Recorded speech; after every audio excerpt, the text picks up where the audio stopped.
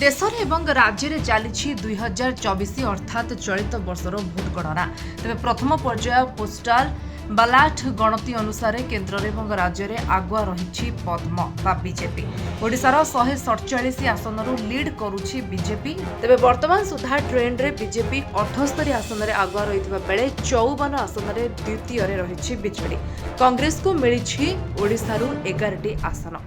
vote गणति सह राज्य में लीड करुछि बीजेपी एजाए होइथिबा गणना अनुसार राज्य विधानसभा रे बीजेपी 147 रु 78 आसन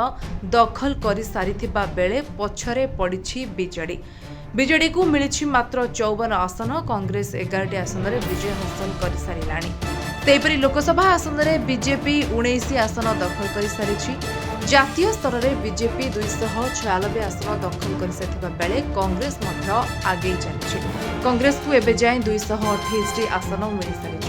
तेज ओडिशा रे पद्म ट्रेंड रे आसिबारे मध्य अनेक कारण रही शासक दल परिवर्तन करिथिबा नेता एवं बीजेडी दल निज निज मध्य दलीय टक्कर पाई एपरि होइथिबा मत रखुछंती बुद्धिजीवी हठात पलटि जाइछि बीजेडी सरकारकर बाजी अनेक स्थान रे बीजेपी रा आसन अधिक थिबा देखिबाक मिलिछि अनेक प्रभाव युवपीढ़ी पाई रहिछि बोली मध्य कुहा जाउछि राज्यर जनता परिवर्तन मुहा होइतिबा